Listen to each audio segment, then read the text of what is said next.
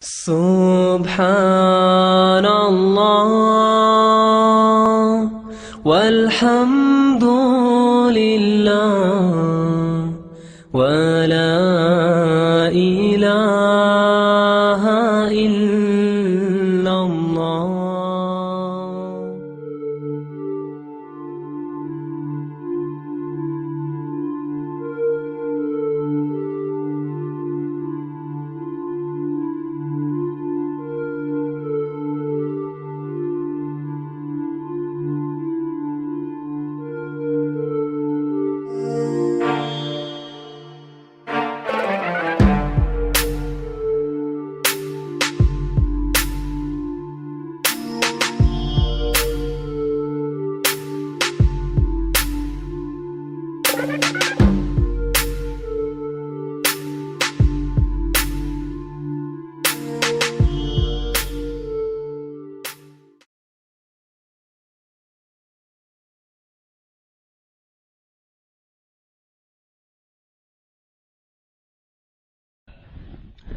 Mes très chers frères, je suis heureux de me retrouver parmi vous aujourd'hui, encore une fois, dans cette mosquée bénie, après avoir, grâce à Allah Azza wa Jal, écouté la lecture de notre frère, Jazahullahu khayra, du Coran. Et qu'est-ce que ça fait plaisir d'entendre un jeune lire bien le Coran. Je sais pas pour vous, mais ça faisait longtemps que je n'avais pas vu. Al-Muhim, le frère Yahya Hafidahullah, dans l'introduction au Dars, nous a informé qu'il aura comme thème l'explication du hadith où le prophète sallallahu alayhi wa sallam nous dit qu'il arrivera pour les gens un temps où le patient parmi eux sur la pratique de sa religion sera comparable à celui qui tient en sa main des braises. Des braises.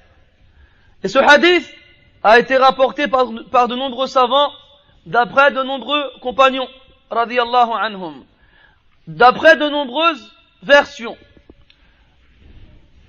On va en voir certaines au fur et à mesure de notre parole. Et par souci de correction, et que le mérite revient à ses partisans, ce n'est pas moi qui ai proposé ce sujet, mais ce sont les frères qui m'ont invité, qui m'ont proposé de parler de ce hadith. Et moi j'aime bien demander aux frères qui invitent de me proposer eux-mêmes les sujets qu'ils veulent aborder. Ça me permet d'avoir un aperçu, une vue sur l'intérêt qu'ils ont de leur pratique religieuse et notamment de l'amélioration de la situation des musulmans. Ce hadith, mes frères, comme l'a dit notre frère au départ, nous fait penser qu'il a été dit pour nous. Mais avant d'arriver à cette conclusion, il faut savoir que ce hadith contient deux éléments importants. Enfin, deux éléments de base, desquels découlent de nombreuses choses importantes. Premièrement, il contient une information de la part du prophète sallallahu alayhi wa sallam sur ce qui arrivera dans les dernières époques qui précéderont l'avènement de l'heure dernière. Comme quoi, il sera très difficile de tenir sa religion. Il sera très difficile d'appliquer sa religion. Pourquoi cela? Car le bien sera réduit, ainsi que les causes qui amènent à sa concrétisation. Et le mal et la turpitude et la transgression, au contraire, sera multipliée, ainsi que les causes qui amènent à sa concrétisation. Et d'autres éléments qu'on va voir incessamment sous peu. Deuxièmement, il contient une directive de la part du prophète sallallahu alayhi wa sallam aux membres de sa communauté de se parer et de s'orner de patience. Car c'est la meilleure des alliés, du moins c'est le meilleur des alliés pour pouvoir sortir la tête haute et victorieux de toutes ces épreuves qui font face à nous. Alors mes frères, prêtez-moi vos cœurs avant vos oreilles et écoutez attentivement ce qui va suivre. Et on demande à Allah tabaraka wa ta'ala de faire de nous ceux qui, lorsqu'ils écoutent la parole, l'appliquent de la meilleure façon. إخواني الفضلاء، قلت أو كررت لأننا إنما نكرر ما قاله علماؤنا رحمة الله عليهم، منهم الشيخ سعدي رحمة الله عليه في شرحه لهذا الحديث قال أنه يقتضي أمرين: إخبارا وإرشادا. فأما الإخبار، أخبرنا النبي صلى الله عليه وسلم أن في آخر الزمان يقل الخير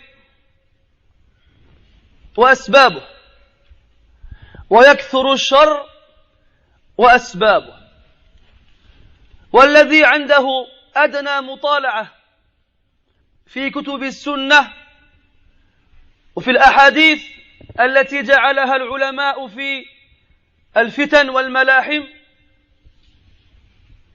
يقرأ عدة أخبار أو عدة أحاديث تخبرنا عما سيقع في آخر الزمان. من هذه الأحاديث ما يدل على تقليل الخير، ومنها ما يدل على أو منها ما تدل على تكثير الشر. أخذنا منها على سبيل المثال هذا الحديث المشهور الذي أخرجه البخاري وغيره من حديث عبد الله بن عمرو بن العاص رضي الله عنهما قال النبي صلى الله عليه وسلم: إن الله لا يقبض العلم انتزاعا ينتزعه من العباد، ولكن يقبضه بقبض العلماء، حتى إذا لم يبق عالما اتخذ الناس رؤوسا جهالا فسئلوا فأفتوا بغير علم فضلوا وأضلوا.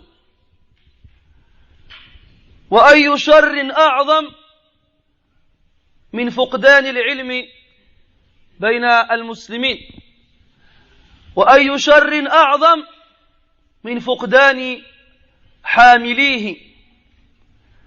ونحن نعيش زمانا قل فيه الفقهاء وكثر فيه القراء، كما ذكر ذلك عبد الله بن مسعود رضي الله عنه، حيث قال: كيف بكم أو نحن في زمان قليل خطباؤه كثير فقهاؤه،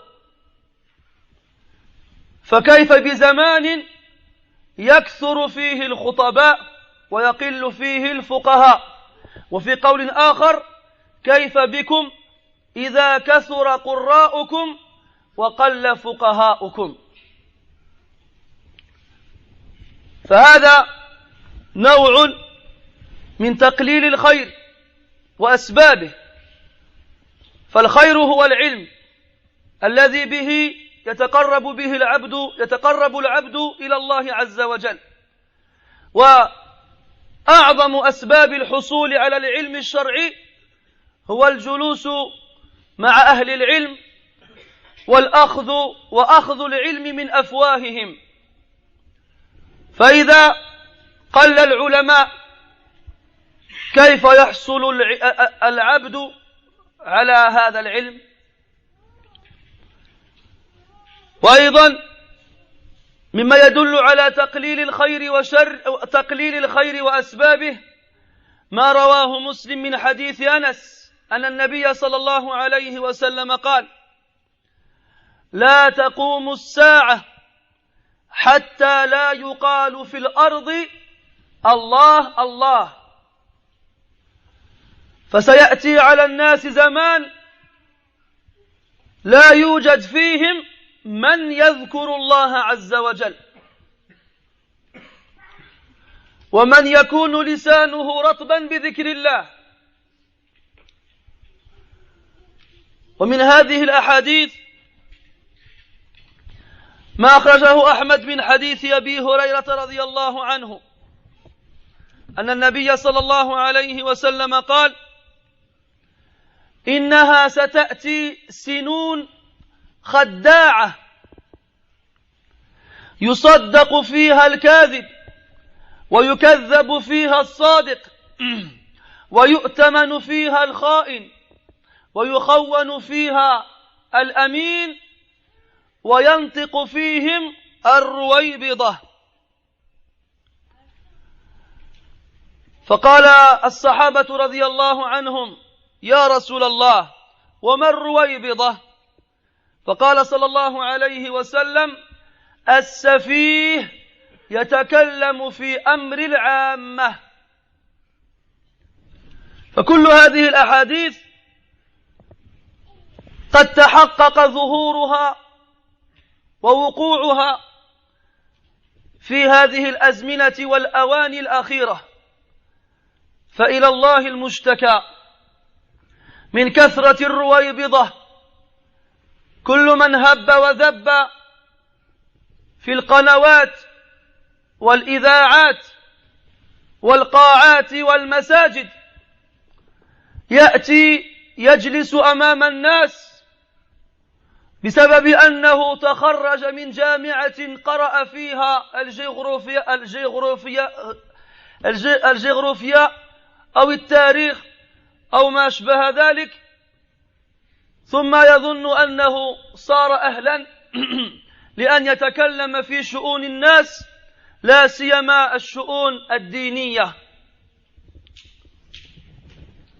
فقد تتعجب أن الدين صار تطبيقه صعبا بالنسبة لبعض المسلمين بسبب بعض المسلمين الذين ما عرفوا قراءة كتب أهل العلم، لا في الفقه ولا في المصطلح ولا في العقيدة، ثم يشير بالبنان إلى من يتمسك ويعتصم بعلماء الأمة ويرمي العار والشنار عليهم، فيصبح هذا في الناس غريبا. ولا نقول أنه يصبح غريبا في أوساط الكفار والمشركين، لا، يصبح غريبا في أوساط المسلمين. فهذا والله من أغرب ما يكون، أن يشعر المسلم بالغربة مع إخوانه. فالخير يقل في آخر الزمان، والشر يكثر في آخر الزمان، إلى حد أن الناس كما هو الواقع يكذبون العلماء ويصدقون الذي يقدم نشرة الأخبار. غير مرة سمعنا من فلان وعلان: ألم تسمع إلى ما قاله بوغوداغفو أو إلى ما قالته كلير شازال؟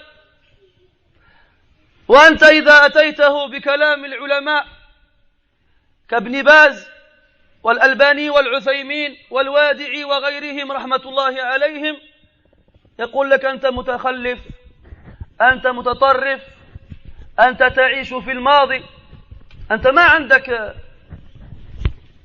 تلفاز، أنت ما عندك حاسوب، خلي وراء ظهرك هذه الكتب وانظر إلى الأمام. هذا ديدانهم Wala hawla wala quwwata illa billah. Mes frères, comme je vous l'ai dit, ce hadith repose sur deux éléments principaux. L'information et la direction, yani le conseil. Je me suis basé sur l'explication de Cheikh As-Sa'di rahimahullah de ce hadith, qui nous dit que dans la fin des temps, il arrivera aux gens une époque dans laquelle celui parmi eux qui patiente quant à la pratique de sa religion sera comparable à celui qui tient en sa main une braise ardente. Et Cheikh rahimahullah, donc il développe ce point en précisant les causes, quelques-unes d'entre elles. Parmi elles, la réduction du bien. Plus on avance dans le temps, et moins il y aura de bien. Et ce n'est pas seulement le bien qui sera de moins en moins présent, mais aussi toutes les causes qui amènent à la réalisation du bien. Et en contrepartie, le mal sera de plus en plus présent et fréquent. Il deviendra normal aux yeux des gens. Et aussi toutes les causes qui amènent à la réalisation du mal. Celui qui a l'habitude de lire dans les livres de hadith, dans les chapitres dans lesquels le prophète sallallahu alayhi wa sallam nous informe des signes avant-coureurs de l'heure dernière, les petits signes, celui qui les lit, il a l'impression de lire ce qu'il voit tous les jours. Des hadiths qui datent de 15 siècles et qui nous décrivent très précisément notre situation actuelle. Des hadiths qui reprennent ces éléments. La réduction du bien et de ses causes, et la multiplication du mal et de ses causes. Il y en a de très nombreux. J'ai pris comme exemple le hadith très connu, où le prophète nous dit sallallahu alayhi wa sallam qu'Allah tabaraka wa ta'ala ne retire pas la science des gens d'un coup, mais il la retire en faisant mourir les savants. Lorsque les savants ils meurent, les gens prennent à leur tête des ignorants qu'ils interrogent. Alors ces ignorants leur répondent, ils s'égarent et égarent les autres. La science, mes frères, est le plus grand moyen pour rester dans la droiture, avec bien entendu la réussite provenant d'Allah tabaraka wa ta'ala. Et le meilleur moyen pour obtenir la science est de rester proche des grands savants, de s'asseoir avec eux et de prendre la science de leur bouche. Mais le prophète sallallahu alayhi wa sallam nous informe que la science disparaît avec la mort des savants. Et aujourd'hui, malheureusement, la plupart des musulmans ne connaissent pas leurs savants. Le peu de savants qu'il leur reste. Encore plus en Europe. En Europe, les gens ils sont un peu livrés à eux-mêmes et n'ont pas le réflexe de revenir aux savants lorsqu'ils sont confrontés à une affaire ou une situation dans laquelle ils n'ont pas de réponse. Alors qu'Allah tabaraka wa ta'ala dit dans le Coran, فَاسْأَلُوا أَهْلَ الذِّكْرِ إِن كُنتُمْ لَا تَعْلَمُونَ. Demandez aux gens du rappel si vous ne savez pas. Et là on voit la concrétisation de cette prophétie, comme quoi les gens prendront à leur tête des ignorants. Et tu vois aujourd'hui n'importe qui passer à la télé ou à la radio sous prétexte qu'il a obtenu une licence ou une maîtrise ou un doctorat en géographie ou en histoire ou en chimie ou en philosophie ou autre, comme si cela suffisait pour qu'il puisse parler des affaires religieuses. Ceci, mes frères, est un des hadiths qui nous prouve que le bien sera de plus en plus réduit en présence, ainsi que les causes qui nous permettent de l'atteindre, ce bien. Il y a un autre hadith où le prophète sallallahu alayhi wa sallam nous dit que l'heure ne se dressera pas tant que personne sur terre ne dira Allah, Allah. Il arrivera un temps, mes frères, dans ce bas monde, où malgré la grandeur de la terre, il n'y aura pas un être humain qui pourra dire Allah, Allah. Le rappel d'Allah Azza wa Jal ne sera plus présent dans la bouche des gens. L'islam disparaîtra petit à petit. Plus de prières, plus de jeûnes, plus de Coran, plus de Hajj, plus rien. Et l'heure ne se dressera que sur les pires des créatures. Que du mal. Il ne restera aucune trace du bien. Et le prophète sallallahu alayhi wa sallam nous informe dans un autre hadith qu'il viendra à nous des années trompeuses, traîtresses. On fera confiance aux menteurs et on démentira celui qui dit la vérité. Et on confiera des dépôts aux traîtres. Et on considérera traître comme celui qui est digne de confiance. Et parlera parmi eux Ar-Ruwaybidah. Intraductible, on dit comme ça? Intraduisible. Al-Muhim. Pourquoi? Parce que même les Sahaba radiyallahu anhum n'ont pas su le sens de ce mot. Je demande au prophète sallallahu alayhi wa sallam, qu'est-ce que c'est Ar-Ruwaybidah? Il a répondu sallallahu alayhi wa sallam, c'est as-safih, le sot, le stupide, le niais, qui parle dans les affaires des gens, dans les affaires générales du commun des gens. Aïe wahid y vient, n'importe qui y vient, aucune science, aucune instruction, aucune intelligence, aucune réflexion, et il parle. Il leur dit, faites comme ci, ou bien faites comme ça. Je me souviens, une année, Salat al-Eid, je crois que c'était Eid al-Fitr. Donc à la mosquée, comme c'est la tradition et l'habitude des pays du Maghreb, tout le monde chante à tue-tête, Allahu Akbar, at-tasbihat, yawm al-Eid. Hein, même ici, elle voyait partout. Et ouais, donc j'ai pris le micro. Il y avait un frère d'un certain âge qui faisait le chef d'orchestre. Alors j'attendais qu'il prenne un verre d'eau pour lui prendre le micro et j'ai parlé aux gens. J'aurais dit Taqabbal Allahu minna wa minkum ila akhirih, Eidukum Mubarak. L'Eid, c'est un jour dans lequel يسبح المسلم الله عز وجل.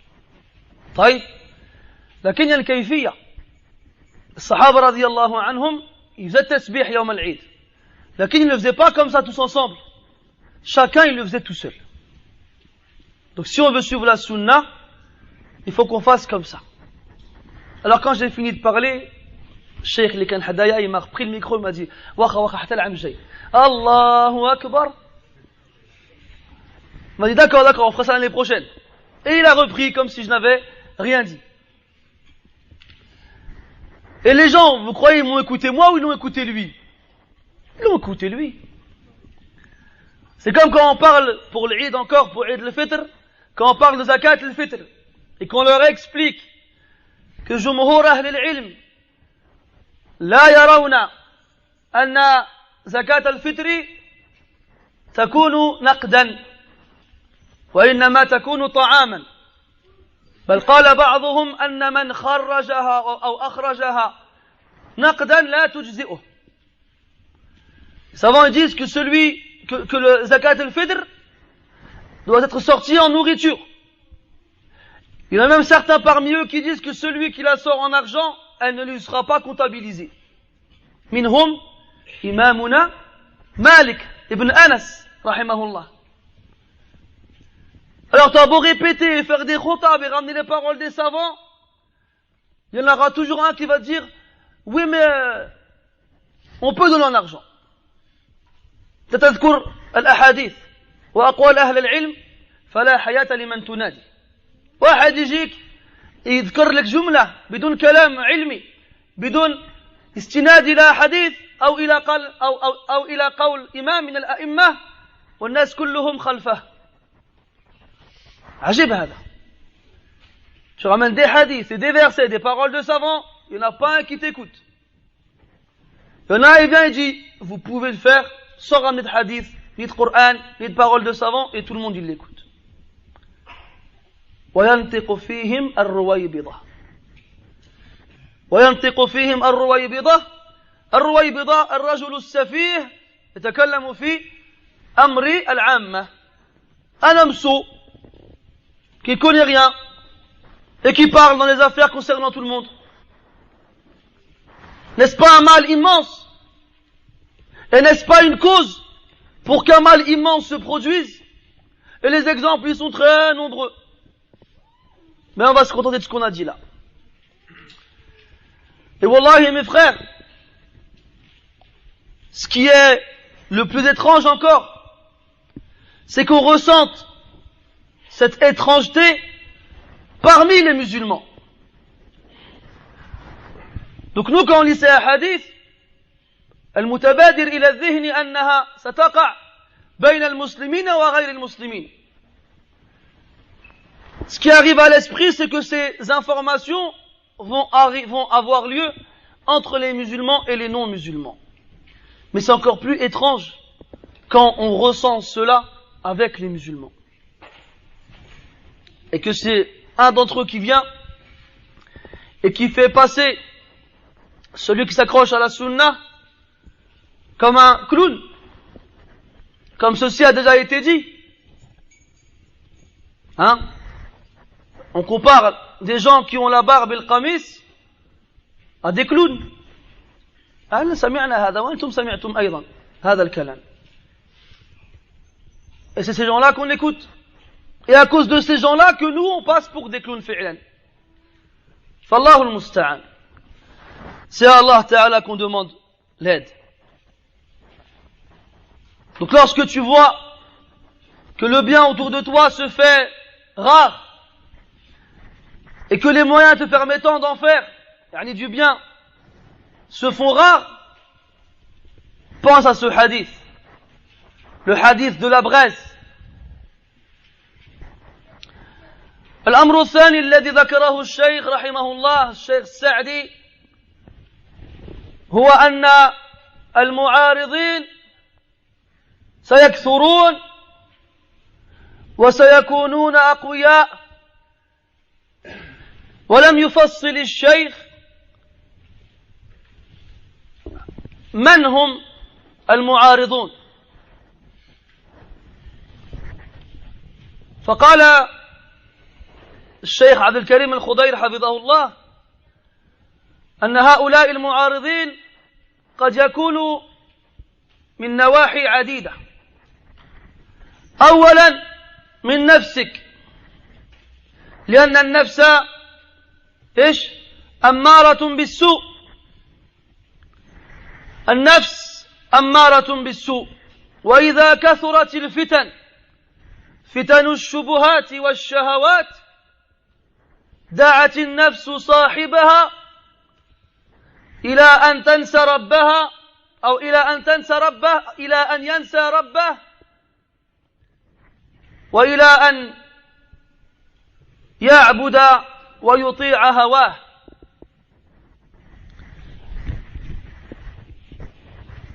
أخرج أحمد من حديث أبي هريرة رضي الله عنه أن النبي صلى الله عليه وسلم قال: ويل للعرب من شر قد اقترب، فتنا كقطع الليل المظلم، يصبح الرجل مسلما ويمسي كافرا،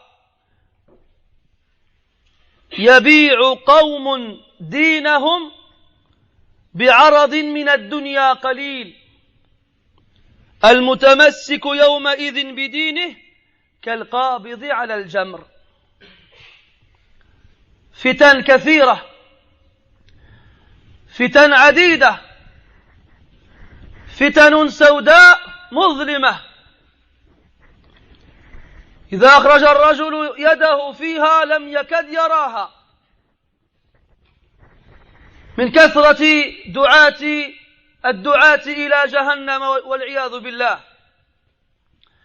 هذا يدعو إلى عقيدته، وهذا يدعو إلى حزبه، وهذا يدعو إلى رأيه، كل حزب بما لديهم فرحون، فالرجل فيما بين ذلك لا يدري مع من الحق، فيصبح تافها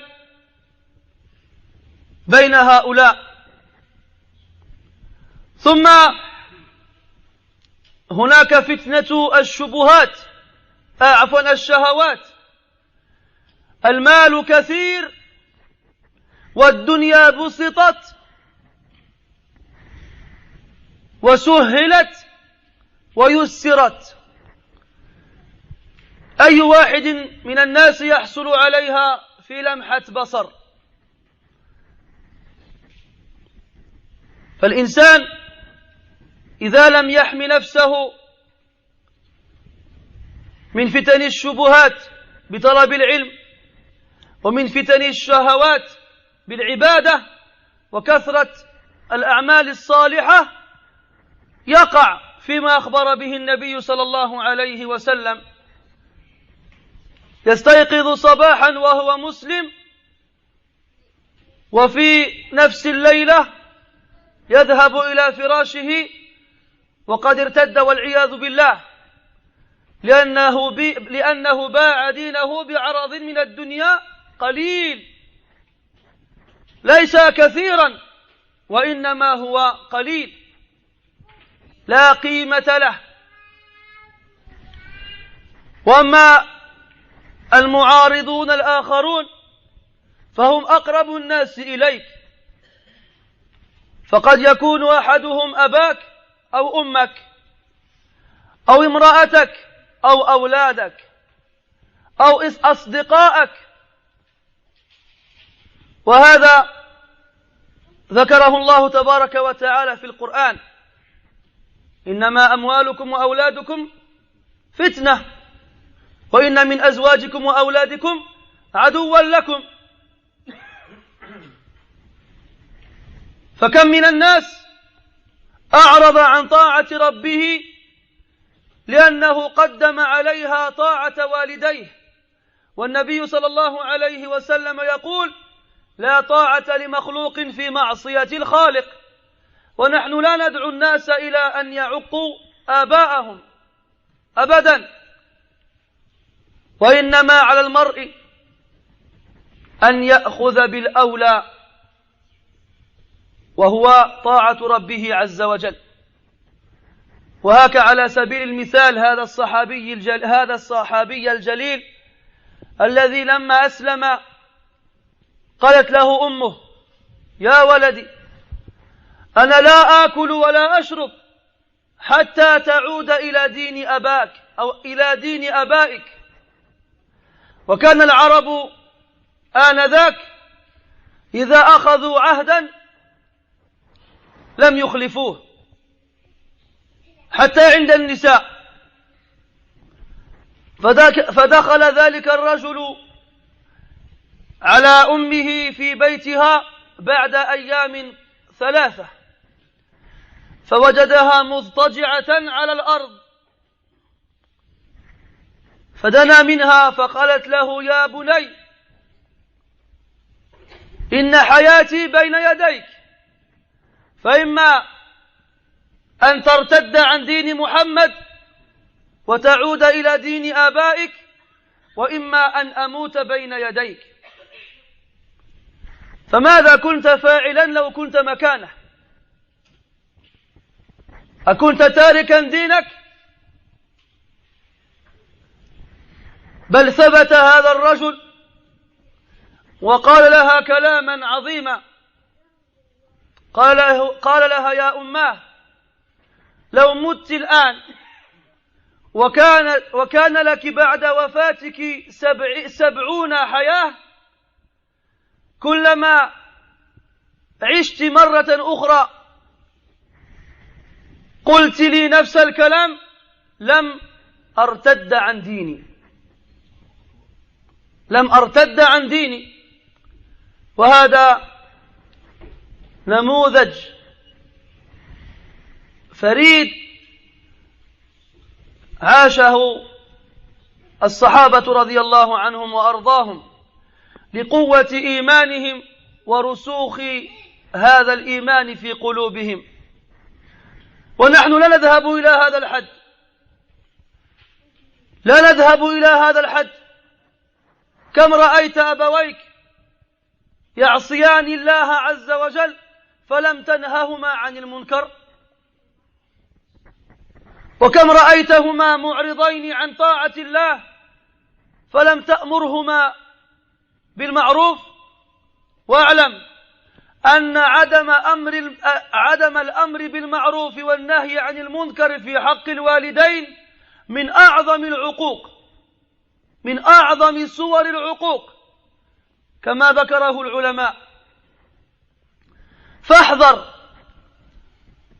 أن تخاف غضب أبيك أو أمك وتقع في غضب ربك وكذلك في شأن المرأة أو في شأن الأولاد وأعظم من ذلك إذا كان المعارض من أعدائك من غير المسلمين سواء كانت هذه العداوة باطنة أم ظاهرة ونحن نعيش زمانا العداوة ظاهرة بواحة واضحة كوضوح الشمس في رابعة النهار وقد أخرج أبو داود من حديث ثوبان رضي الله عنه أن النبي صلى الله عليه وسلم قال يوشك الأمم أن تداعى عليكم كما تداعى الأكلة على قصعتها فقال الصحابة رضي الله عنهم أو من قلة نحن يومئذ يا رسول الله فقال صلى الله عليه وسلم لا بل أنتم يومئذ كثير ولكنكم غثاء كغثاء السيل ولينزعن الله من قلوب عدوكم المهابة منكم وليقذفن في قلوبكم الوهن فقيل يا رسول الله وما الوهن فقال صلى الله عليه وسلم حب الدنيا وكراهية الموت حب الدنيا وكراهية الموت حب الدنيا وكراهية الموت وأظن أن هذه العبارة لوضوحها لا تحتاج إلى مزيد تفصيل حب الدنيا وكراهية الموت. Deuxième élément que Cheikh Saadi rahimahullah évoque dans cette époque où le bien sera très rare et le mal sera très répandu, il nous dit que les opposants aux gens droits dans l'obéissance d'Allah tabaraka wa ta'ala seront très nombreux et aussi très puissants, très forts. Et plus on a d'opposants, plus on a d'obstacles, et plus on a du mal à tenir. Ensuite, d'autres savants qui expliquent le hadith nous disent quelles sont les sortes d'opposants qu'on peut rencontrer. Il nous dit le premier, c'est soi-même. C'est l'âme qui ordonne le mal. Inna an-nafsa la'ammaratun bis-su'. Certes, l'âme est ordonnatrice du mal. Wa ammara ala wazni fa'ala yufidu at-takthir fi al-fi'li wal maf'ul. يعني تأمر كثيرا بالمنكر وتأمر بالمنكر كثير. La forme de l'adjectif de l'âme ici indique la multiplication de l'ordre.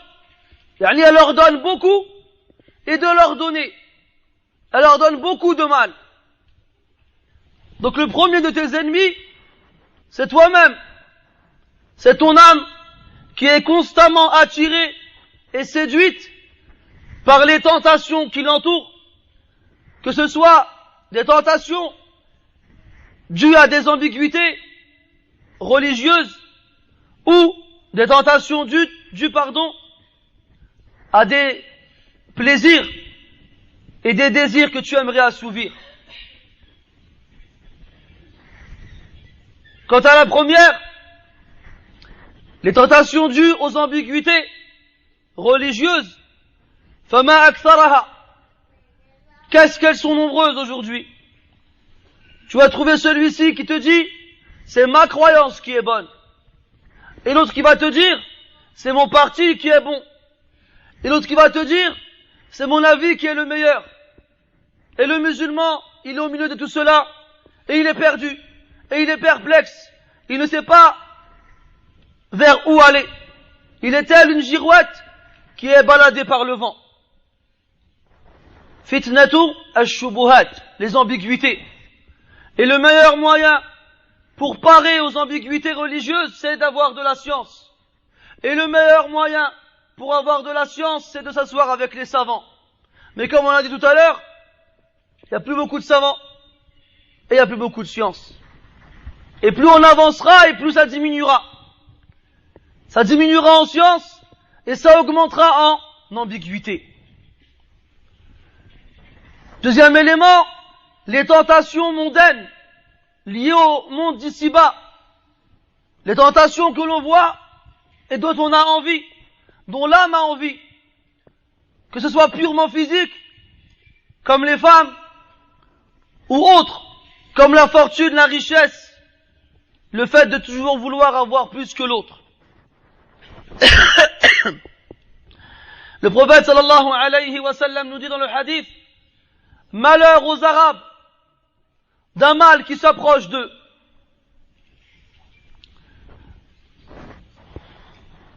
Il y aura bientôt des tentations qui seront aussi noires que des parcelles de nuit ténébreuses. Un homme se lèvera le matin croyant et ira se coucher le soir mécréant. Il aura vendu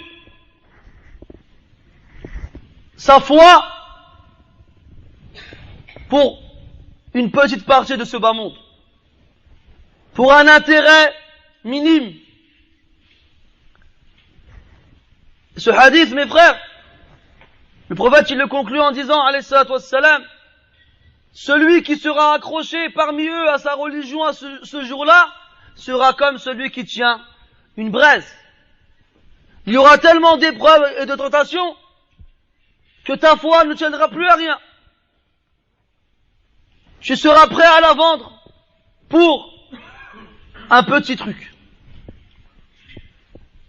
Alors qu'avant, les compagnons radiyallahu anhum se sont accrochés à leur foi et leur conviction du plus qu'ils le pouvaient et n'ont rien préféré à leur foi. Comme ce compagnon radiyallahu anhu qui avait une mère mécréante et qui, lorsqu'elle a appris que son fils s'était converti à l'islam, elle lui a fait une promesse. Elle lui a dit, ya Sa'd,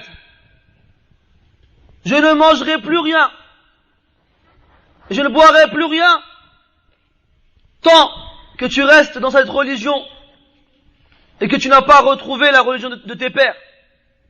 Et les Arabes, à l'époque, étaient connus pour que lorsqu'ils font une promesse, ils la tiennent jusqu'au bout, quoi qu'il arrive. Vous comprenez le à l'époque. Alors, quelques jours plus tard, voici que Saad rentre chez sa mère et il la trouve affalée par terre. Il va pour la prendre dans ses bras et elle lui dit avec une voix faible: Oh Saad, ma vie est entre tes mains. Je vais mourir. Alors soit tu fais ce que je t'ai dit, tu retournes dans la région de tes pères, ou soit je meurs et les gens diront Hada qatilu ummah. Ou qatilu ummi. Soit les gens diront voici le meurtrier de sa mère, l'assassin de sa propre mère. Saad lui répond quoi radiyallahu anhu?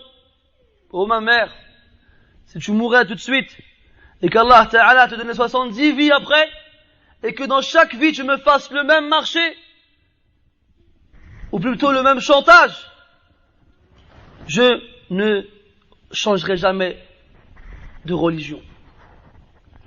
Alors sa mère, quand elle a vu qu'il était convaincu, elle a bu de l'eau. Mais toi, Yaki, t'aurais fait quoi? Combien de fois il y a des frères qui appellent et qui me disent mes parents. J'ai l'impression d'avoir au téléphone un frère de 14 ans. Et quand je demande quel âge il a, il me dit j'ai 34 ans, 40 ans. Voilà, agib. Nous n'appelons pas à la désobéissance envers les parents. Loin de là. Mais il faut que l'on sache que nous n'avons pas le droit de désobéir à Allah pour obéir à autrui, quel qu'il soit. Qu'il soit ton père, qu'il soit ta mère, ou autre. Combien de fois tu vois tes parents désobéir à Allah et tu ne leur dis rien, de peur qu'ils te crient dessus ou bien qu'ils te fassent des problèmes? Combien de fois tu vois tes parents négligents dans l'obligation et tu ne leur dis rien pour la même raison?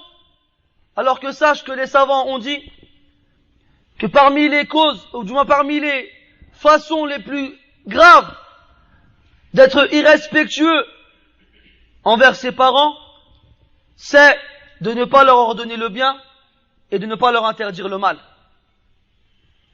Ça c'est un naw' de uquq. Ça c'est un type de désobéissance envers les parents. Que tu les vois dans le mal ou dans la négligence et que tu les laisses ainsi.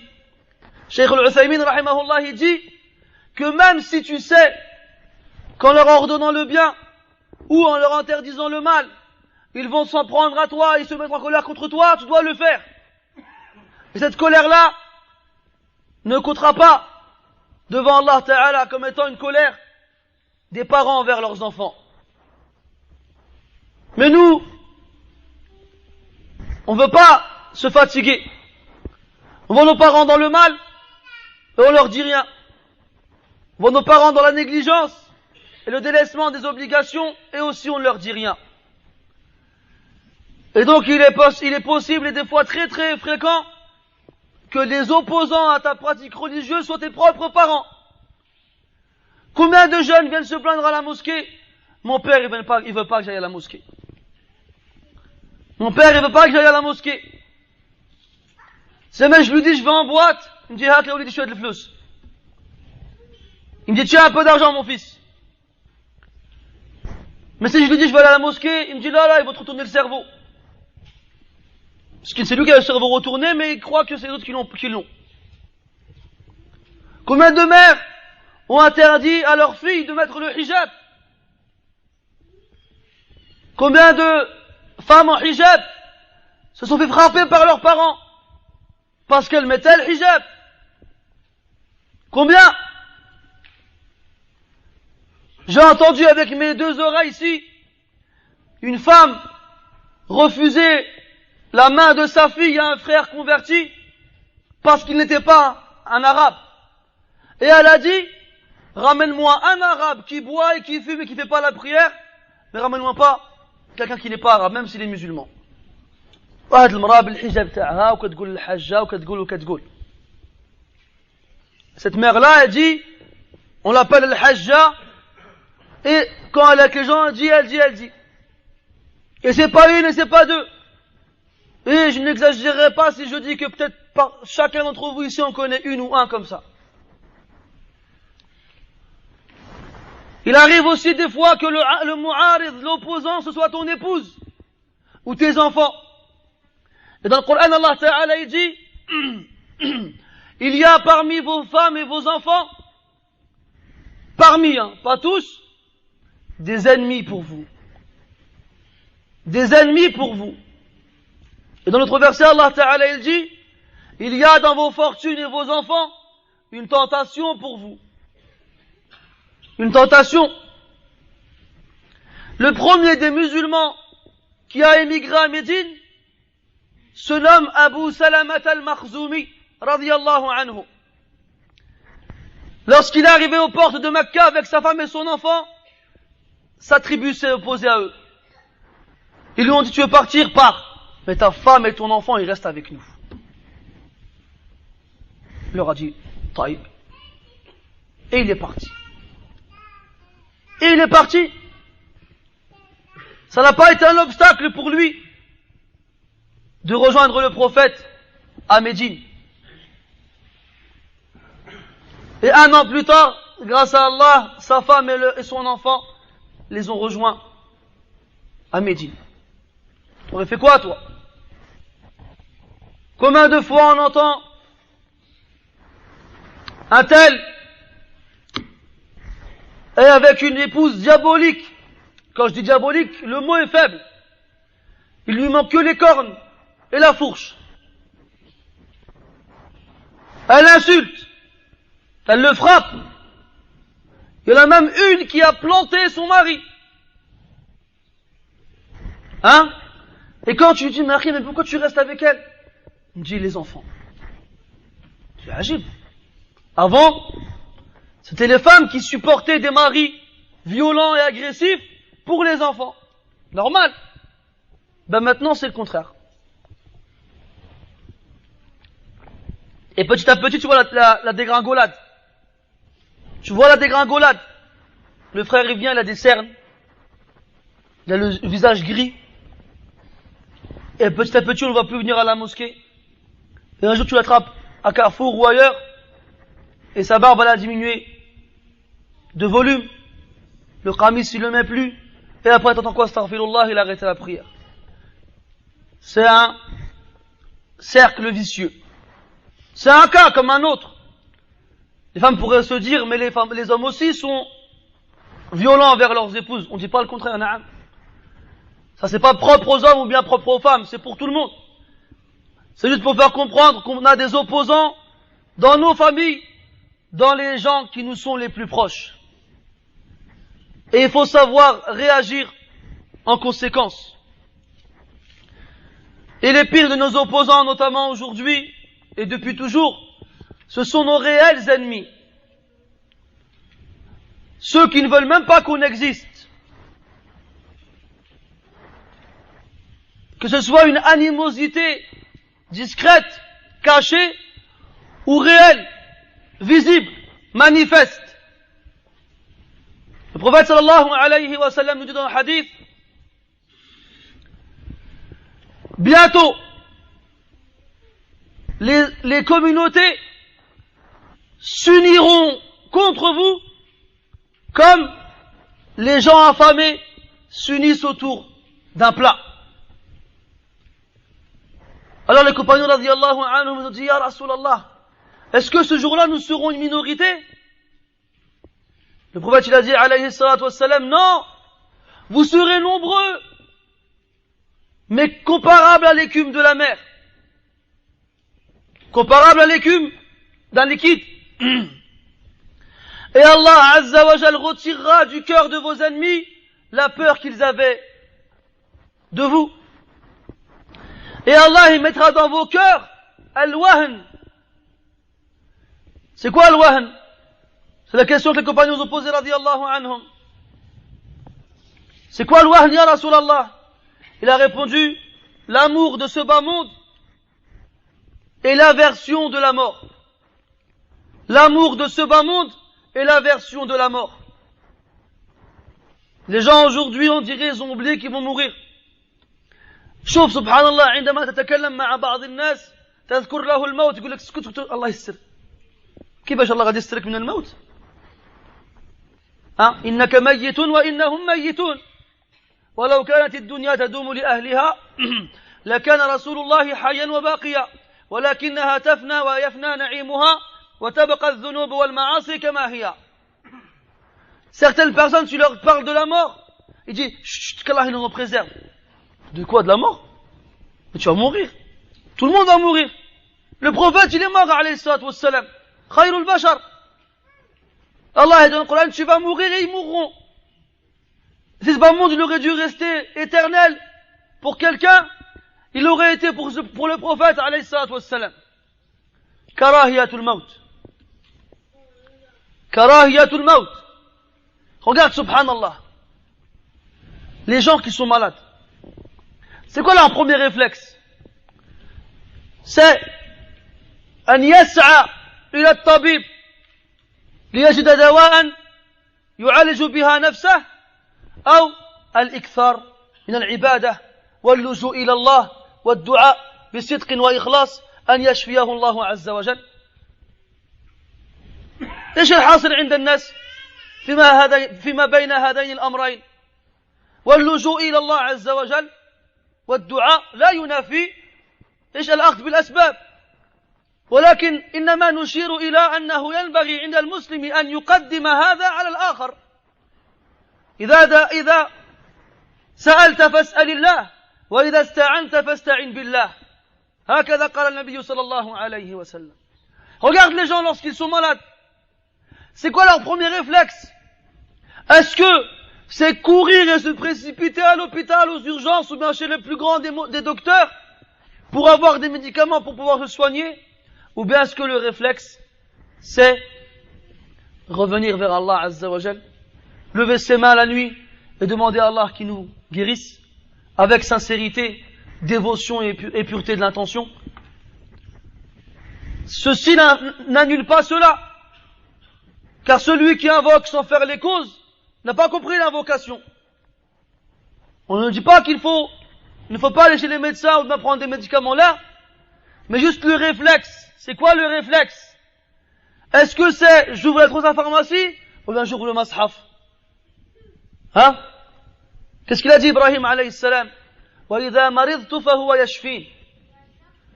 Lorsque je tombe malade, c'est lui qui me guérit. عقيدتك يا عبد الله. C'est ta croyance. النبي قال في الحديث عليه الصلاة والسلام لا شفاء إلا شفاؤك. Il n'y a de guérison que la tienne. En parlant à Allah tabaraka wa ta'ala. Prends tous les médicaments que tu veux. Si Allah ne veut pas te guérir, tu ne guériras pas. Mais est-ce que tu te rappelles de cela? Non. Parce que tu veux pas mourir. T'as peur de mourir. Tu détesterais mourir. Alors tu vas faire tout ce qu'il y a dans ton moyen pour ne pas mourir. Et tu vas oublier que la vie et la mort, ils sont entre les mains d'Allah tabaraka wa ta'ala. Et que c'est lui qui fait vivre et que c'est lui qui fait mourir. Et c'est lui qui fait mourir et c'est lui qui fait vivre. Donc quand on fait le cumul de tout ce qu'on vient de citer, on se rend compte à quel point avec le temps il sera difficile et dur pour le croyant d'appliquer son dîn. Il sera difficile et dur pour le croyant d'être constant dans son obéissance envers Allah Azza wa Jal. Et regardez comment le prophète sallallahu alayhi wa sallam a comparé cette personne-là comme quelqu'un qui tient en sa main une braise. Quand tu fais un barbecue, parce que je sais que les frères ils aiment faire des barbecues, t'as le charbon et tu l'allumes. Prends-en une. Prends-en une. Et regarde combien de temps tu vas tenir avec dans la main. Regarde combien de temps tu vas tenir avec dans la main. Et là tu comprendras deux des raisons pour lesquelles le prophète sallallahu alayhi wa sallam a pris cet exemple. pour te faire comprendre. Il y a deux choses qui te viennent à l'esprit. Premièrement, la difficulté de tenir une braise dans sa main. Ce qui ramène à la difficulté de s'accrocher au din. Il y a des fitan, shubuhat wa shahawat. Il y a des tentations, des ambiguïtés et des désirs que ton âme aimerait assouvir. Il y a des opposants de toutes parts. Tes parents, ta femme, tes enfants, tes biens, tout. Tes amis, tes ennemis, tout le monde. Ce que tu aimes faire, tu as du mal à t'en éloigner. Et ce que tu n'aimes pas faire, tu n'arrives pas à t'en approcher. Et là, tu penses au hadith où le prophète il a dit sallallahu alayhi wa sallam, huffatil jannatu bil makarih wa huffatil naru bil shahawat. Le paradis a été entouré, a été cerné par les choses qui sont entre guillemets détestables, détestées. Détestées par qui? Par l'âme. Quand le matin, tu veux te réveiller pour le fajr, ton âme elle est contente ou bien elle est triste? Elle te dit quoi? Zid shwiya. Mazal hal. Rajoute encore un peu, il y a encore un peu de temps. Et t'as l'impression que tes paupières elles pèsent des tonnes. Et tu te frottes les yeux difficilement. Et t'essayes de bouger tes bras, de te lever. Mais ton nafs il est là. Comme la boule au pied des Dalton dans les animés Ta'abkiri. T'arrives pas à bouger. Parce que le nafs il aime pas. Nafs il veut dormir hatta yashba'. Nafs il veut dormir jusqu'à ce qu'il n'en peut plus. Alors c'est makruh inda nafs. Regarde comment Allah Ta'ala il a défini cela dans le Coran. Il a dit tatajafa junubuhum 'anil madaji'. تتجافى جنوبهم عن المضاجع يعني leurs flancs s'arrachent de leur couche comme s'ils étaient collés comme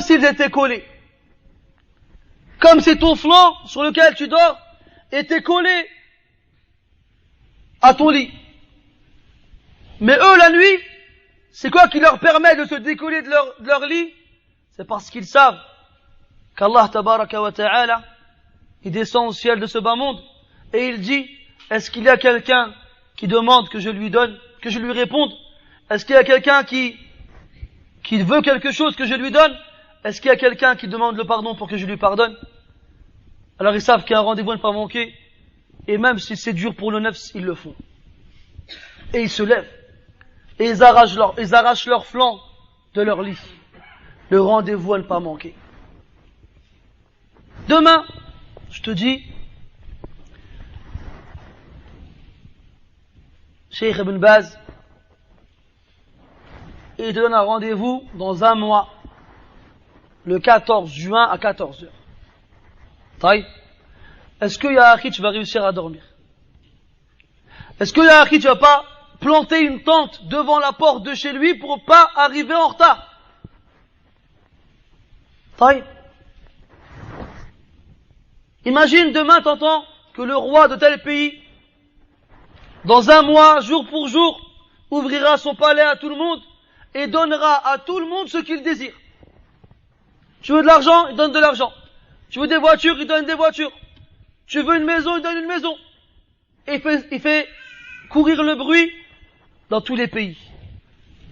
Combien il y aura de gens qui feront la queue un mois avant? Taille. Et le roi des rois, tous les soirs, toutes les nuits, il te donne un rendez-vous. Pourquoi? Répondre à ton appel, te donner ce que tu veux et pardonner tes péchés. Est-ce que tu es là à ce rendez-vous? Est-ce que tu es là? Allahu A'lam. Réponds à toi-même. Réponds à toi-même dans ton cœur et tu as déjà la réponse, ya akhi. حفت الجنة بالمكاره وحفت النار بالشهوات. Et le nar c'est le contraire. الشهوات. Tout ce que le nafs il aime, c'est entouré, ça entoure l'enfer. Ça veut dire que plus tu te donnes satisfaction à ton âme, et plus tu es proche de l'enfer. Wal'iyadu billah.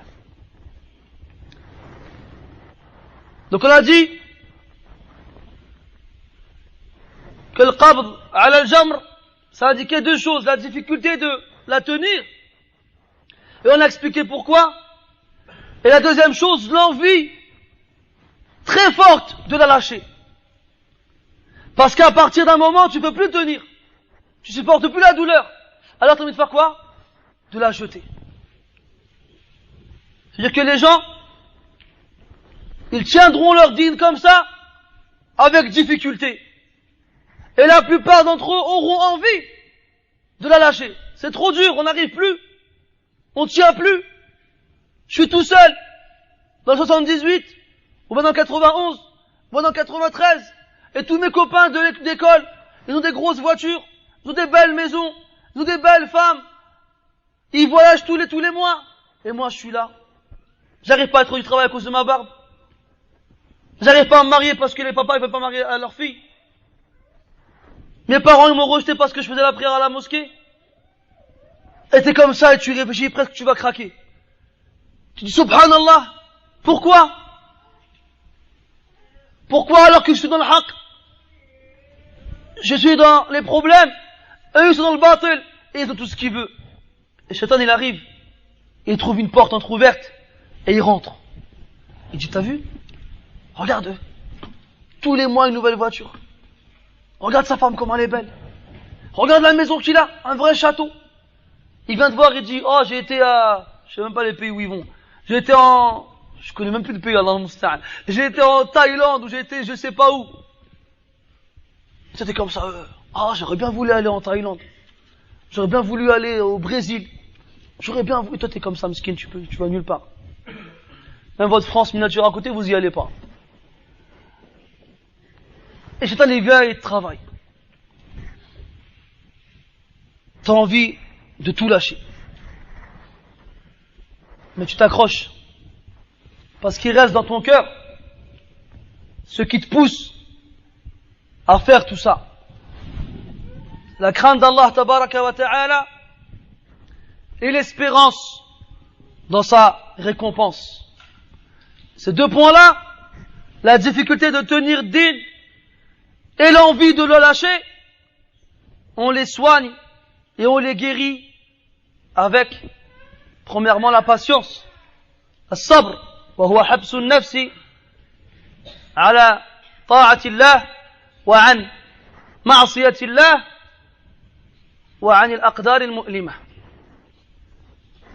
Patienter, bloquer son âme, la stopper sur l'obéissance d'Allah tabaraka wa ta'ala et à l'encontre de sa désobéissance et la stopper aussi dans les décrets divins qui sont douloureux pour toi. C'est douloureux, la mort de quelqu'un, la perte de quelque chose qui t'était cher ou autre. Il y a aussi ce qui aide à patienter et à tenir, la conviction comme quoi Allah Ta'ala va te donner une immense récompense. Une récompense que tu ne peux même pas imaginer. الألباني رحمه الله ذكر في الصحيحة يعني في السلسلة الصحيحة حديثا عن عتبة ابن غزوان رضي الله عنه أن النبي صلى الله عليه وسلم قال إن من ورائكم أيام الصبر المتمسك فيهن يومئذ بما أنتم عليه للمتمسك فيهن يومئذ بما أنتم عليه أجر 50 منكم. قالوا يا نبي الله أو منهم؟ قال بل منكم. يقول سبحان الله ce hadith عظيم. Prophète alayhi salatu wassalam, en s'adressant aux compagnons radiyallahu anhum, viendra derrière vous, yani après vous, des jours, les jours de la patience. Les jours où les gens devront patienter. Celui parmi eux qui s'accrochera dans ces jours difficiles, comme vous êtes aujourd'hui, yani les compagnons radiyallahu anhum, il aura la récompense de 50 parmi vous. 50 parmi vous, les compagnons. Les sahaba, même eux, ils disent subhanallah, ils disent non, parmi eux. Quand il a fait non, parmi vous. Ça veut dire que si tu t'accroches à ton dîn au moment où c'est le plus difficile, Allah Ta'ala, il va te donner pour chaque action que tu commets, que tu as accompli, la récompense de 50 compagnons. Ça ne veut pas dire que tu seras meilleur que les compagnons. Ça, oublie-le. Rutbatu suhbati la tudrak. Le rang de la compagnie des compagnons radiyallahu anhum, on ne peut pas la rattraper. Pourquoi tu dis dans le hadith alayhi salatu wassalam, la tasubbu ashabi, fawalladhi nafsi biyadih, law anfaqa ahadukum mil'a al-ardi dhahaban, لما يعني في المعنى لما كان ذلك يساوي مد أحدهم أو نصيفه أو كما قال عليه الصلاة والسلام.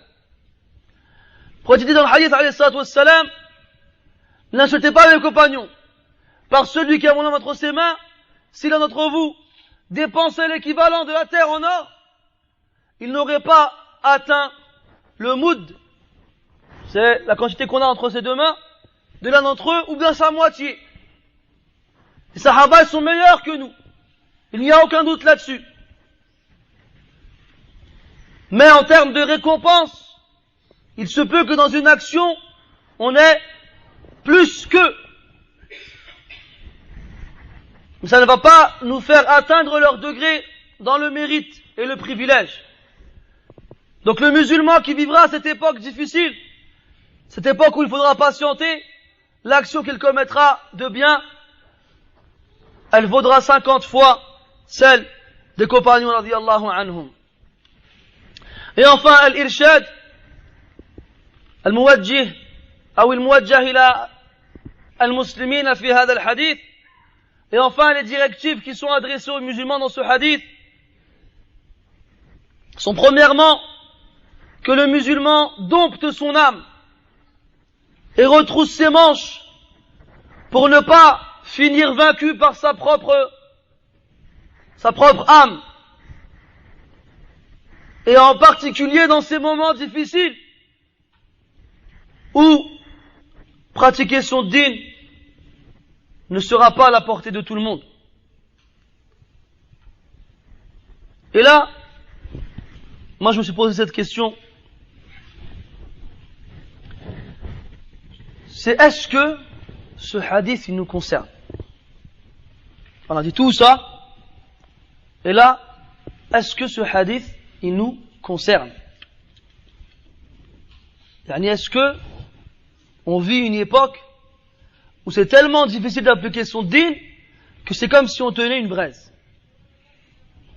J'ai envie de dire oui et j'ai envie de dire non.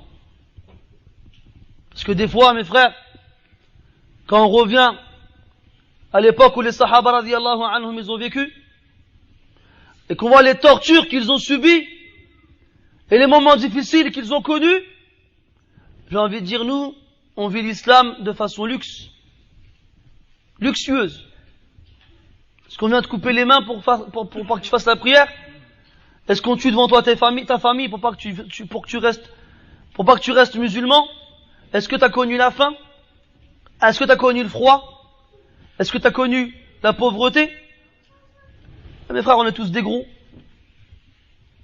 Faut dire le haq. C'est pas une maladie. C'est parce qu'on connaît pas la faim. Hein? On mange toujours à notre faim. Même quand on n'a plus faim, on continue de manger. On dort des heures et des heures et des heures et des heures. Chez nous, il y a du chauffage. Si jamais il fonctionne plus, on appelle le gardien, t'es malade ou quoi? Dépêche-toi de réparer là. On va à la mosquée. Tous les jours. On sort dehors avec nos barbes. Pour l'instant, il nous arrive rien. Pour l'instant. On écoute des doros. On a des salons. On a des rencontres. On a et on a et on a. Al-Bukhari rapporte d'après Khabbab ibn al-Arith radiyallahu anhu. Après le blocus que les Quraysh ont fait subir aux musulmans, ils les ont chassés de la Mecque et ils ont interdit avec eux toute transaction, yani vente ou achat, et toute relation, yani mariage ou autre. Les musulmans ont passé 3 ans comme ça dans des situations très difficiles. À un point où ils s'accrochaient des pierres plates contre leur ventre et ils serraient pour ne pas sentir la faim. 3 ans ils sont restés comme ça, les compagnons radiyallahu anhum. Et un jour, il dit au prophète sallallahu alayhi wa sallam, Ya Rasulallah, Ala tastansir lana, Ala tad'u Allah lana, Ya Rasulallah, ne vas-tu pas demander le secours pour nous? Ne vas-tu pas invoquer Allah Ta'ala pour qu'il nous aide? Et le prophète sallallahu alayhi wa sallam s'est énervé. Il a dit, Inna man kana qablakum, kana ahaduhum yuda'u al-minsharu ala mafraq ra'sih, fayukhallisuhu ila qadamayh, la yasrifuhu dhalika an dinih, wa yumshatu bi amshati al-hadid ma bayna lahmihi wa 'azmihi, la yasrifuhu dhalika an dinih, walakinnakum qawmun tasta'jilun. Le prophète s'est énervé, alayhi salatu wassalam, il a dit, les gens d'avant vous, on en prenait un parmi eux, et on lui opposait la scie au niveau de l'arête de ses cheveux, au milieu de sa tête. Et on le sciait en deux jusqu'à ses pieds. Et malgré ça, il restait ferme dans sa religion. Ceci ne le détournait pas de sa religion. Et on en prenait un autre, et on prenait un peigne de fer, et on lui peignait la tête, jusqu'à ce qu'on arrive entre la viande et l'os. Et ceci ne le détournait pas de sa religion. Mais vous êtes un peuple trop pressé. Et là, le prophète, il parle à des compagnons qui ont vécu pendant 3 ans dans le froid, la pauvreté et la faim. Taïb. Et avant ça, là, dans le Coran, il nous dit, Am hasibtum, Am hasibtum, an tadkhulul jannata wa lamma ya'tikum mathalul ladhina khalaw min qablikum, مستهم البأساء والضراء وزلزلوا حتى يقول الرسول والذين آمنوا معه متى نصر الله. Pensez-vous, croyez-vous que vous entrerez au paradis alors que ce qui a touché les gens avant vous ne vous est pas parvenu? Ils ont été touchés par la famine et par la guerre et ils ont été secoués jusqu'à ce que le messager avec eux et ceux qui étaient avec lui ont dit, quand est-ce que le secours d'Allah va venir? Quand est-ce? Et toi? T'as connu la faim? T'as connu le froid? T'as connu la guerre? Ouais, l'eau. Rien du tout. Allah il dit dans le Coran, Alif Lam Mim, ahasiba an-nasu an yutraku an yaqulu amanna وهم لا يفتنون ولقد فتنا الذين من قبلهم فليعلمن الله الذين صدقوا وليعلمن الكاذبين. Alif Lam Mim. Est-ce que les gens croient qu'on va les laisser tranquilles parce qu'ils disent nous croyons et ils n'ont pas été éprouvés? Et ils n'ont pas été éprouvés? Et nous avons certes éprouvé les gens avant eux. Et Allah Ta'ala sait très bien qui parmi eux est véridique et qui parmi eux est un menteur. Est-ce que toi tu as pu prouver ta véracité?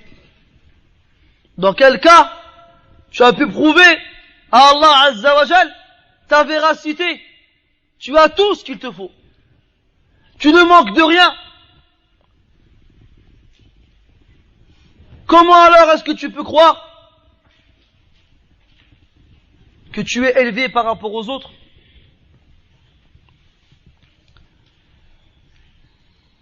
Mais comme je le disais tout à l'heure, on ne peut pas dire oui, c'est pour nous le hadith, et on ne peut pas dire non, c'est pas pour nous le hadith.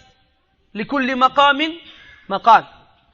Pour chaque situation, il y a une parole différente à donner. Beaucoup de personnes parmi nous, notamment les personnes converties, qui rentrent dans l'islam alors qu'ils n'étaient pas musulmans, sont souvent confrontés à des situations difficiles. Souvent, on entend des frères qui se font chasser de chez eux parce qu'ils sont rentrés dans l'islam. Souvent, on entend des frères qui ont dû tout abandonner. Ces gens-là, malgré la difficulté qu'ils ont connue, wallahi, qu'ils sachent, et j'espère dire ça avec sincérité, qu'on les envie. Parce que quand nous, on lit dans les histoires des compagnons, radiyallahu anhum, on a du mal à se mettre à leur place. Parce qu'on n'a pas vécu ça. Quand j'étais petit, mon père, il me disait, Goul bismillah, qabal ma tsakul. Quand j'étais petit, mon père, il m'a appris la fatiha, il m'a appris la prière. Il m'a emmené à la mosquée. J'ai pas connu de difficulté pour apprendre l'islam ou bien pour le pratiquer. Ces gens-là, ils l'ont connu. Alors, mes frères, que ceci vous serve de consolation, vous êtes plus proches des compagnons que nous. Vous leur ressemblez plus que nous. Je parle pour moi. Mais je pense que c'est pour la plupart des enfants des musulmans la même chose. Alors mes frères, tout à l'heure comme on le disait, des fois on a l'impression qu'on va craquer, qu'on va tout lâcher, tout abandonner. Et même, astaghfirullah, il y a un peu de ya's et de qunut qui fait surface. Il y a un peu de désespoir et de mélancolie qui apparaissent. Ça amène presque à désespérer de la miséricorde d'Allah tabaraka wa ta'ala, ce qui est un très grand péché. Mais il faut que tu saches que Allah dans le Coran a dit à son messager et à travers lui à tous les musulmans, Inna ma'al usri yusra, inna ma'al usri yusra. Alhamdulillahi alladhi ja'ala li usrin wahid yusrain. Il y a avec la difficulté une facilité. Il y a avec la difficulté une facilité. Et là, le non-arabophone, quand il lit le Coran à ce passage-là, il se dit quoi? Tiens, un verset qui est répété 2 fois. Et je ne sais pas qu'il y a dans cette répétition un immense enseignement. Mais ça, si je comprends pas l'arabe, tu pourras pas le savoir. Et même si je tentais de te l'expliquer là, je vais peut-être te la rendre encore plus confuse que ça ne l'est déjà. Alors apprends ta langue, mon frère. Apprends la langue du Coran. Apprends la langue de la Sunnah. Apprends cette langue qui fait partie de ta religion. Comme قال عمر رضي الله عنه تعلموا العربية فإنها من دينكم. Apprenez l'arabe, la langue arabe, car elle fait partie de votre religion. إن مع العسر يسرا إن مع العسر يسرا. Il y a avec une difficulté 2 facilités. Et dis-toi que le prophète dit alayhi salatu wassalam man taraka lillahi shay'an awadahu Allahu khayran mimma tarak. Ou comme قال alayhi salatu wassalam. Celui qui délaisse une chose pour Allah, Allah il lui remplace par quelque chose de meilleur que ce qu'il a délaissé. Ne désespère pas.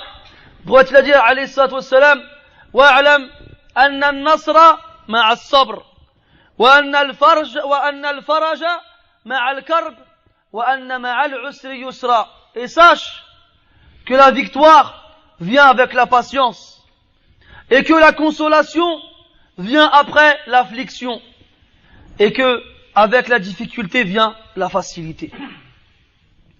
Donc Allah dit من عمل صالحا من ذكر أو أنثى وهو مؤمن فلنحيينه حياة طيبة. Celui qui fait des bonnes actions et qui croit et qu'il soit un homme ou une femme, nous lui ferons vivre une vie bonne ici-bas et dans l'au-delà. Et Allah dit dans le Coran ومن يتق الله يجعل له مخرجا ويرزقه من حيث لا يحتسب ومن يتوكل على الله فهو حسبه وقال عز وجل ومن يتق الله يجعل له من أمره يسرا. Celui qui craint Allah il lui ouvre une issue favorable et il lui ramène sa subsistance d'un endroit dont il ne se doutait même pas. Et celui qui place sa confiance en Allah, Allah lui suffit. Et celui qui craint Allah, Allah mettra dans son affaire une facilité. Et Allah tabaraka wa ta'ala ne trahit pas ses promesses. Et je m'arrêterai sur cette bonne nouvelle que le prophète sallallahu alayhi wa sallam nous a donnée. Comme nous rapporte ceci Muslim, d'après Abu Huraira radiyallahu anhu, قال النبي صلى الله عليه وسلم بدأ الإسلام غريبا وسيعود غريبا كما بدأ فطوبى للغرباء. L'islam a commencé étranger et il redeviendra étranger comme il a commencé, alors bonheur aux étrangers. وفي رواية لأحمد عن عبد الله بن عمرو بن العاص رضي الله عنه قيل للنبي صلى الله عليه وسلم من الغرباء يا رسول الله؟ فقال صلى الله عليه وسلم ناس صالحون في ناس سوء كثير من يعصيهم أكثر ممن يطيعهم. Il y a un compagnon qui a demandé au prophète alayhi salatu wassalam, et qui sont les étrangers ya Rasulallah? Il a dit ce sont des gens vertueux au milieu de nombreuses personnes mauvaises. Ceux qui leur désobéissent sont plus nombreux que ceux qui leur obéissent. Ceux qui leur désobéissent sont plus nombreux que ceux qui leur obéissent. Et là on se rappelle ce qu'on a dit tout à l'heure. Toi tu viens, tu leur dis هذا حرام لقوله تعالى ولقوله عليه الصلاة والسلام ولقول أئمة الدين كأحمد وغيره لا يبالي بك أحد. يأتي أحد يقول لك حلال الدنيا هانية على رقبتي كما يقولون. c'est bon, قال حلال الفقيه قال حلال. Comme on a dit tout à l'heure, toi tu viens, tu leur dis Allah il a dit, et le prophète il a dit alayhi salatu wassalam, et les ulama ils ont dit, ils se posent des questions, ils sont pas sûrs, ils ont des doutes. Et là il vient et dit, vous inquiétez pas, c'est halal, c'est pour moi, vous inquiétez pas, c'est sur mon compte comme ils disent. Là ils sont contents. Là ils sont contents. سمعت الفقيه il a dit quoi? T'as entendu le faqih il a dit quoi? C'est halal, vas-y. C'est quoi le dalil? Quel dalil? C'est bon, le faqih il a dit, tu veux quoi d'autre? C'est comme ça que ça marche chez la plupart des gens, wallahu al-musta'an. Mais toi, faut pas que tu sois attristé par cela. Naam, tu es triste parce que les musulmans ne veulent pas revenir vers Allah. Mais tu ne dois pas être triste parce que les gens ne t'écoutent pas. C'est pas ça ton intention que tu dois avoir. Toi, quand tu appelles les gens à Allah, tu les appelles pour Allah, azza wa jal. Tu les appelles pas pour qu'ils te suivent, toi. Toi, tu n'es rien. Tu ne fais que répéter ce que ceux qui sont venus avant toi ont dit. Même si personne ne t'écoute. Ma'alish. Vous voyez dans le hadith, alayhi salatu wassalam, وَرَأَيْتُ النَّبِيَّ وَلَيْسَ مَعَهُ أَحَدٍ. Le jour du jugement, le prophète, il a dit, j'ai vu des prophètes venir avec un groupe de personnes, et des prophètes venir avec 2-3 personnes, et j'ai vu un prophète, et il n'y avait personne avec lui. Personne avec lui. Un prophète! Personne l'a écouté, personne ne l'a suivi, personne ne l'a obéi. Alors toi, معليش. فذكر إنما أنت مذكر. Rappelle, tu n'es que quelqu'un qui est là pour faire le rappel. Tu ne dois pas dire aux autres, regarde les gens comment ils m'ont écouté, regarde comment les gens ils m'ont suivi. Là, toi tu transmets la bonne parole. Et c'est Allah Ta'ala qui guide. إنك لا تهدي من أحببت ولكن الله يهدي من يشاء. Tu ne guides pas qui tu aimes, mais Allah guide qui il veut. Alors ya akhi, si tu sens que tu es étranger au milieu du peuple dans lequel tu habites, avec lequel tu habites, si tu sens que tu es salih au milieu de gens mufsidoun, si tu sens que tu es vertueux, que tu t'évertues à adorer Allah et lui obéir, au milieu de gens qui s'évertuent à l'oublier et à lui désobéir, eh ben abshir, réjouis-toi. Le prophète sallallahu alayhi wa sallam t'a annoncé une bonne nouvelle, t'a annoncé une récompense énorme qui t'attend près d'Allah tabaraka wa ta'ala. أسأل الله تبارك وتعالى بأسمائه الحسنى وصفاته العلى أن يثبتنا في الحياة وبعد الممات إنه ولي ذلك والقادر عليه. اللهم ثبتنا بالقول الثابت في الحياة الدنيا وفي الآخرة. اللهم أحينا مسلمين وتوفنا مؤمنين وألحقنا بالصالحين غير خزايا ولا مفتونين. وصلى الله وسلم وبارك على محمد وعلى آله وأصحابه أجمعين. سبحانك اللهم وبحمدك أشهد أن لا إله إلا أنت نستغفرك ونتوب إليك والحمد لله رب العالمين.